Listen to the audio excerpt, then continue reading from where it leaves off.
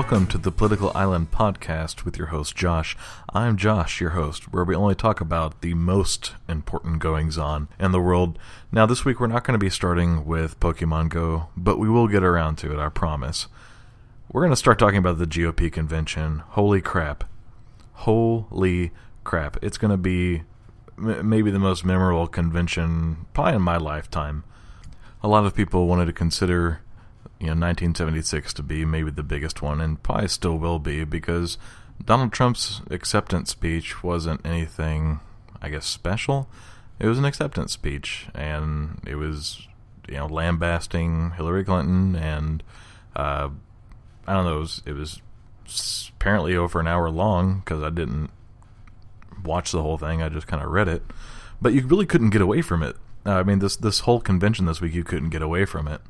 And some of my favorite moments from the convention were today with Peter Thiel getting up in front of the convention today as a gay Republican. He's a founder of PayPal and also one of the early Facebook investors. But he got up there and said, yeah, he doesn't agree with everything in the party platform, but he's a Republican and an American first. That was the big part, and I think it was a really good step forward. First time that a person on the RNC has admitted that they're gay. It's great.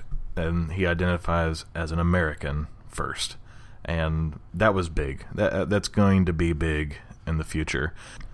And then you had Melania Trump's speech that was a ripoff of Michelle Obama's speech, which honestly I thought was pretty genius. You had everyone around the media comparing Michelle Obama and Melania Trump together, whether it's positive or negative. They were comparing them side by side, saying the same positive things about their husbands. And I think maybe a little strategy went into it, where if Melania was saying the same things Michelle was, who would criticize her for her praise of her husband? And apparently the Clinton campaign had a good time with the plagiarism, and then Trump was just like, oh, Benghazi, and then everything was back to normal again. I'm starting to realize that my impersonation of Bernie Sanders and my impersonation of Donald Trump sound almost the same, so I want to take this time to apologize to all men at the age of 70 or older that whenever I make fun of you, you sound like Bernie Sanders / Donald Trump to me. I'm sure your family can distinguish you from other men over 70, but I can't. I'll do what I can and I'll try, but I can't promise anything. So earlier this week, I talked about the Puritan brand of conservatism that Ted Cruz was kind of emanating for the party. And this week, we got to see a glorious meltdown that you don't see too often. I say you don't see too often. Bernie Sanders kind of committed political suicide himself by endorsing Clinton, and kind of in an inverse case, you had Cruz not outright endorse Donald Trump, which was important because it's a pledge that he had made. It was some written statement that some kind of suicide pact that all the Republicans did together, saying whoever won that they'd support him. And even back in March, when Rubio dropped out, I think it was March, I can't remember what it was now, but when Rubio dropped out, he said that he wouldn't support Trump. He's come around since then, and he supports the party. And when Ted Cruz I think it was the Fox debate that was happening, and he was asked if he'd support the nominee, whoever it would be, and he said, yeah, he would, because he gave his word. And that was it. He said, this is what I do in the Senate all the time. I always give my word, and I mean what I say, and I mean what I do, and here we are. And he couldn't give an outright endorsement. He gave a really good lawyer's speech up there, never really saying anything negative about Donald Trump, but not doing the outright endorsement, which he also has time, and that's part of that lawyer's mindset, which is, well, I said I would, I just didn't say when I would. Haha, nudge, nudge, wink, wink. But we may all have witnessed the political suicide of Ted Cruz at that moment, which is a rare thing to see on a huge national stage like that. Usually politicians do it by sending nudes to interns, or doing stuff with interns, or touching interns, or making out with interns. Intern stuff. So Senator Cruz still has a chance to I guess, save face, doing it before the election actually happens. But if he doesn't do it before then,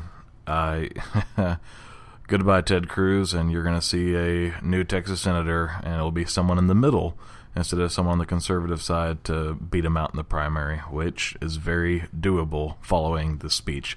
I mean, just great fodder saying that I give my word, and then saying it's what I do every day in the Senate, and then not following through with it. I mean, it's political gold for the guy on the other side. So, yeah, so Trump wins, blah, blah, but I think this Cruz non-endorsement is what the 2016 Republican National Convention's going to be remembered for.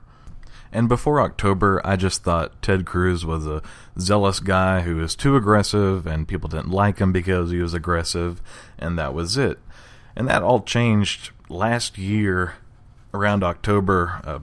Former President George W. Bush had gone to a donors thing in Colorado to help his brother Jeb out, who finally figured out at the end of the game that, hey, being a Bush is a good thing in the political world if you're a Republican. As it turned out, he was a Republican. He didn't realize it until late in the game, but neither here nor there.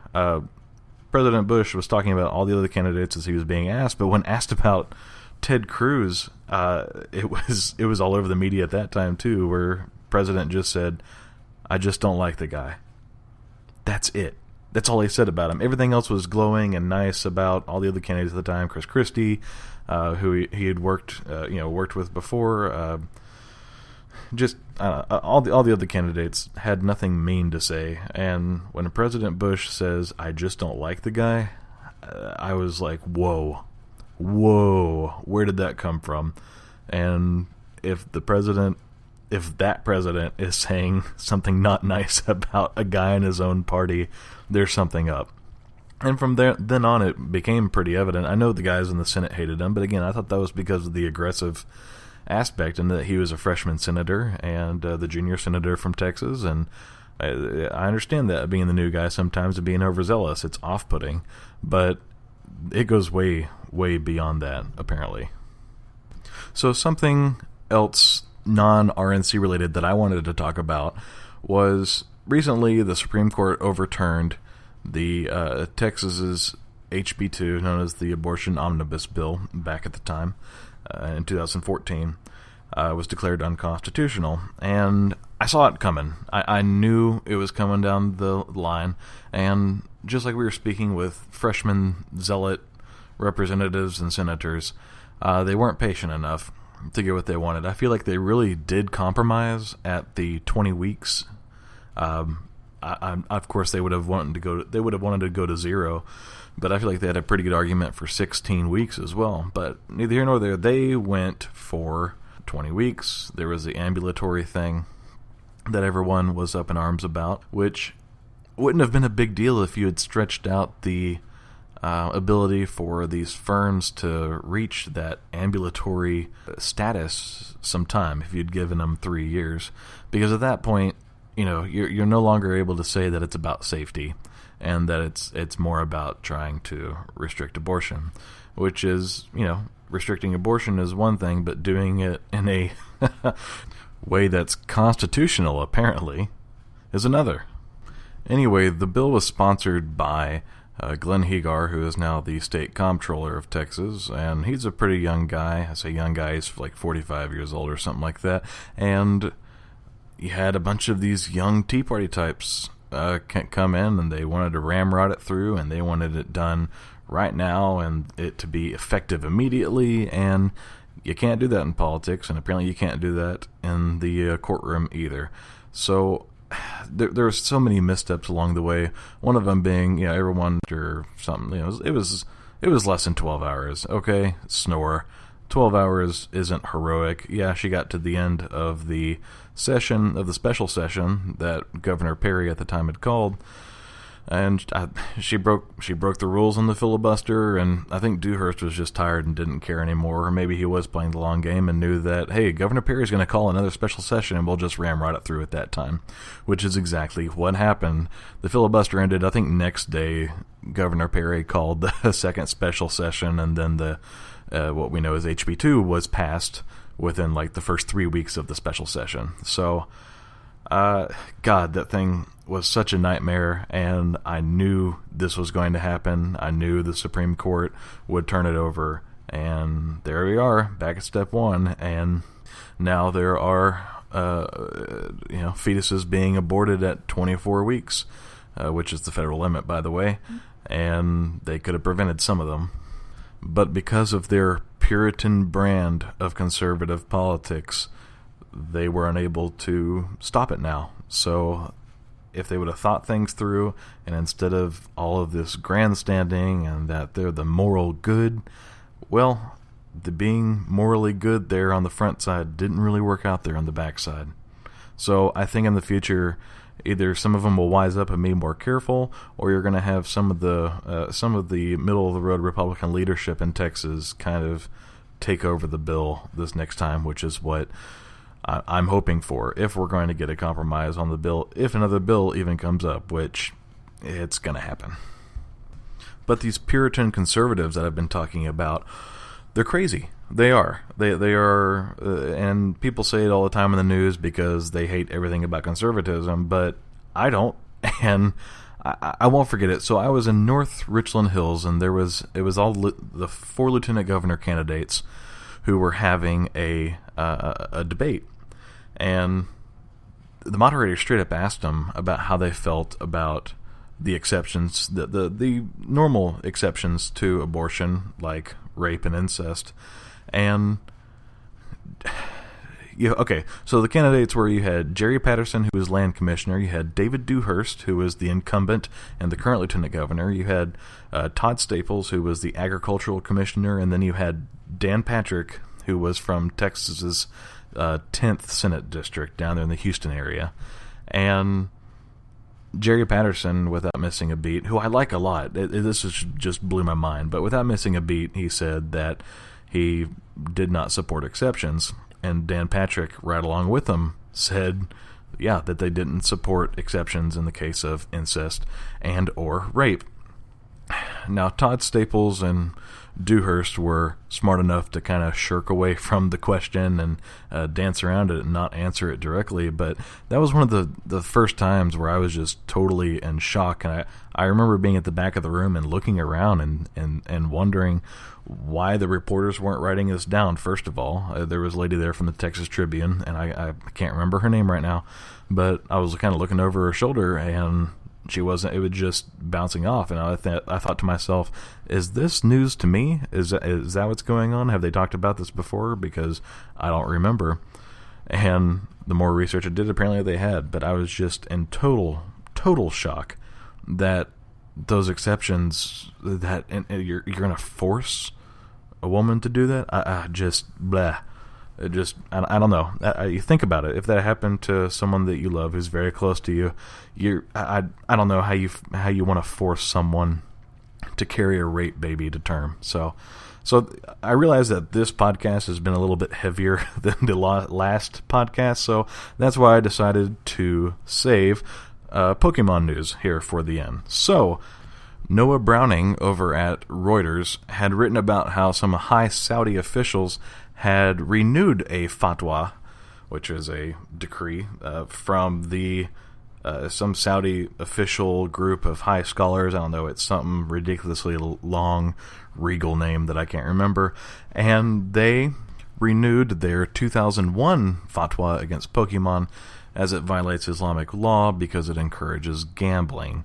Now, I hadn't figured the gambling part out yet, but as soon as y'all figure it out, y'all send me an email over at politicalisland@gmail.com, and so maybe I can figure it out. Then just a few hours ago, which, by the way, it's late Thursday night, William McLean over at Reuters had said that Saudi officials have come out and said that they did not renew the fatwa on Pokemon, and saying that people should check their sources. But the great thing about it is that there's a fatwa on Pokemon as it violates Islamic law, which is the fact that they had to come out and say, hey, no guys, we're not anti-Pokemon Go, we're just anti-Pokemon the other games. That's okay. is ridiculous. You can't get away from Pokemon Go. And every week I see it in the news, and every day I see it in the news, I'm going to come on here and talk about how it relates to world politics, because it's ridiculous how huge this thing is. It just goes to show you that, some heads of state just aren't technology forward. You have people, putting out fatwas against cute little battle critters, and then saying that the sun revolves around the sun, which was a fatwa issued in 2000, by the way. And then sometimes you have heads of state who are the enemies of progress, the kind that castrate the world's premier space program of the Ares 1, Ares 5, and Orion projects. But, technology forward. Thank you again for listening to my podcast today. I hope you got to enjoy it as much as I've had fun doing it. You can email me at politicalisland@gmail.com. You can ask me questions. You can give me comments. You can let me ignore you completely if I feel like it. It's been a fun political week, and I look forward to talking to y'all again soon. So until then, aloha.